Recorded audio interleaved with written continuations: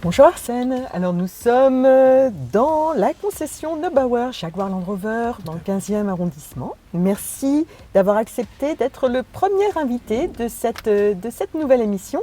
Alors Arsène, on va te présenter rapidement. Tu as joué, j'ai envie de dire, tous les rôles.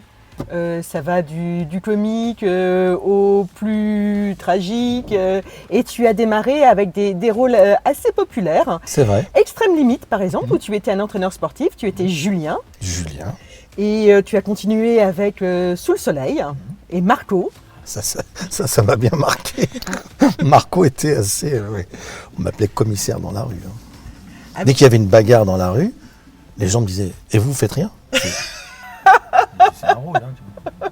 Mais c'est bien, j'ai dû le marquer celui-là. L'une des premières interviews qu'on a faites ensemble, tout de suite on m'a dit « Oh, c'est Atome !» C'est Atome. Ah, ça c'est autre chose. Alors là, c'était Braco. La consécration. Là, c'est franchement le bâton de maréchal pour un acteur. Franchement, une série, la première série d'une qualité énorme qui a entraîné toutes les autres séries, même celles qui n'étaient pas très qualitatives, à donner un label de qualité. C'est-à-dire qu'on s'est rendu compte qu'on pouvait faire de belles choses en mettant un tout petit peu plus d'argent, et ça, c'était bien. Tout a évolué avec Braco en France. Alors, tu es quelqu'un de plutôt jovial. C'était pas trop dur de jouer un parrain de la mafia arménienne? Bon, même si tu es d'origine arménienne, mais ça n'a pas été un petit peu à contre-emploi? C'était génial. Au contraire, mais j'ai kiffé ma race, comme on dit, d'être arménien, ma race d'Arménien. Non, j'étais super heureux. Le réalisateur m'avait dit, Arsène, je cherche quelqu'un, justement, de bonhomme, de gentil, mais d'une cruauté inégalée. Donc, c'était génial. Il me dit, tu souris, et l'instant d'après, si tu veux, tu as droit de vie ou de mort sur la police, sur n'importe qui. C'était génial. Génial. Franchement, merci Philippe Haim, merci Canal+. Alors, à côté justement des séries, du cinéma, tu fais aussi du théâtre. Oui. Tu vas jouer notamment dans une pièce de Laurent Baffy. Oui, Sexe, magouille et culture générale. Et là aussi, j'ai joué tout un programme. J'ai joué un salopard, enfin le producteur, droit de cuissage. Tout ça, aujourd'hui, je pense pas qu'on pourrait jouer aussi. Il a droit de cuissage sur toutes les femmes qui débarquent. Ça, c'est une pièce qui date de 2001, donc c'est plus difficile à jouer aujourd'hui à mon avis. Ça passerait pas de la même manière, je pense. Alors Arsène, à côté du cinéma, du théâtre, tu as une autre passion, c'est l'automobile et notamment les anciennes. Tu es toi-même collectionneur et pilote. Amateur. Pilote amateur. Non, amateur de belles voitures. Collectionneur, c'est, oui, si on veut, j'en ai eu beaucoup, mais ça a bougé. Donc moi je dis amateur parce que dans amateur, il y a l'amour de toutes les voitures, dont les Jaguars. Est-ce que tu as une marque de prédilection? En fait, j'ai pas une marque de prédilection, mais les anglaises me plaisent beaucoup. Alors, tu aimes les anglaises, ça tombe bien, on est dans une Jaguar. Une Jaguar I-Pace 100% électrique. Quand on aime les voitures anciennes, quel rapport on a en fait à la voiture électrique? C'est très intéressant comme question. J'ai un ami qui roule en Porsche, en vieille Porsche. Il est en train d'électrifier sa Porsche.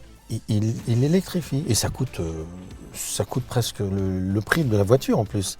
Donc je pense qu'il y a quelque chose à faire. C'est-à-dire qu'il est parti du principe qu'il n'avait pas envie d'une... On peut citer les marques? On peut citer les marques, bien sûr. Il n'avait pas envie d'une Tesla. Et donc il s'est dit, plutôt que de rouler en Tesla, je veux rouler avec ma Porsche, ma vieille Porsche, et je vais l'électrifier. Comme ça, j'ai le plaisir de toujours rouler dans ma Porsche. Et donc on peut faire ça peut-être avec une Type-E.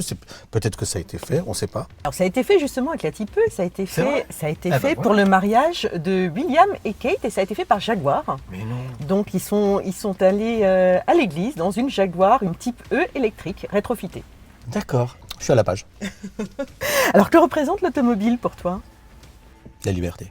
Enfin, je sais pas comment on peut dire. Oui, si, je pense une certaine forme de liberté, de se faire plaisir.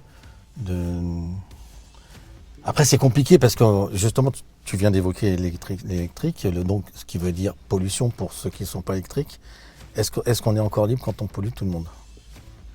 C'est-à-dire qu'avec les anciennes, mais moi, j'aime cette odeur de quand je vais à Monaco historique, je m'en mets plein les narines, ça sent bon, mais on n'est pas obligé d'aimer.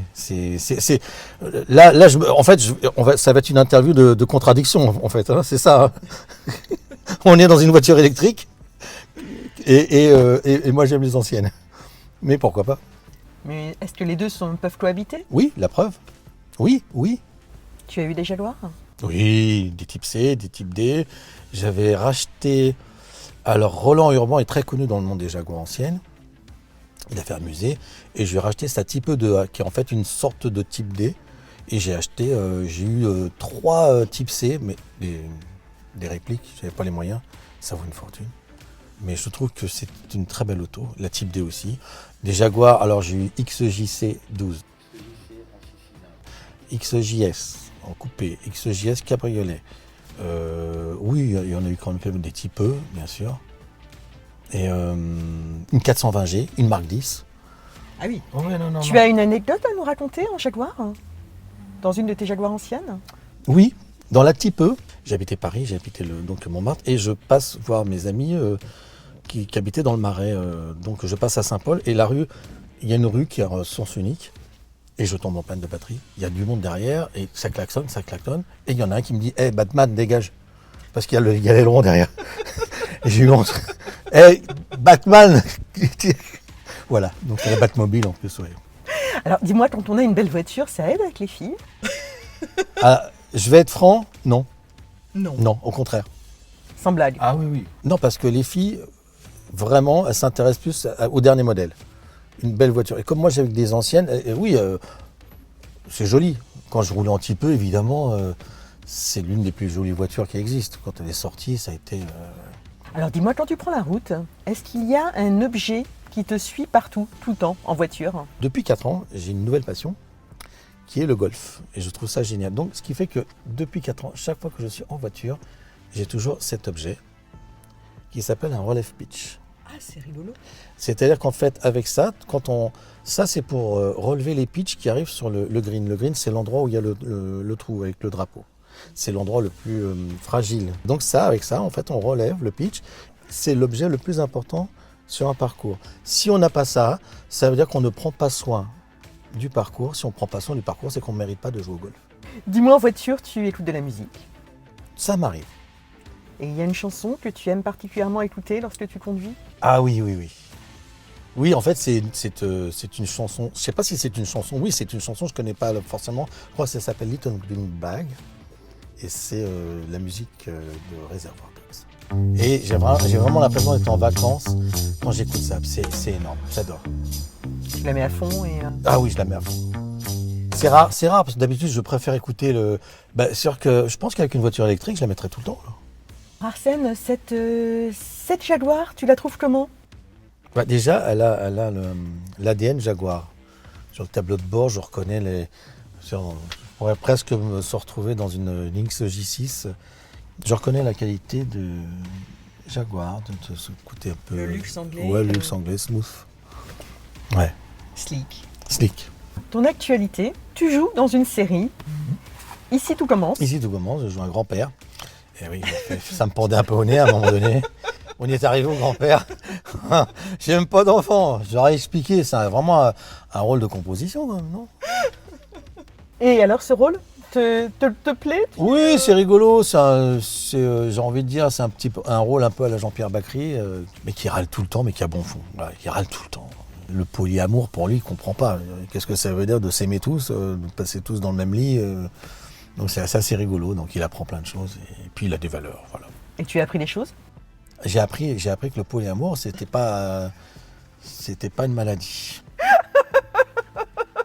C'est vrai en plus.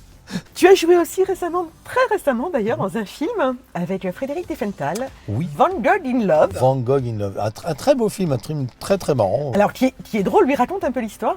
Alors en fait, je peux raconter le pitch, moi je suis l'agent de Diefenthal qui est peintre, et qui est resté très, on va dire, qui a ses valeurs. Et un jour on lui propose de faire une pub. Lui, c'est un truc publicitaire et ça n'a pas été pris. Donc, il va pour jeter le tableau. Moi, je le regarde, je dis, tiens, je peux le montrer à quelqu'un. Et donc, ce tableau va être vendu une fortune. Et lui, il ne veut pas. C'est de la merde pour lui. Et en fait, comme il a dessiné Van Gogh sur ce tableau, enfin, il n'a pas un Van Gogh sur ce tableau, je peux juste te dire ça, le vrai Van Gogh va venir dans sa vie Il lui piquait sa nana en plus. C'est presque un film fantastique, mais très drôle. Et Frédéric, il est extraordinaire dans le film. C'est génial. Bon, merci Jaguar. Merci.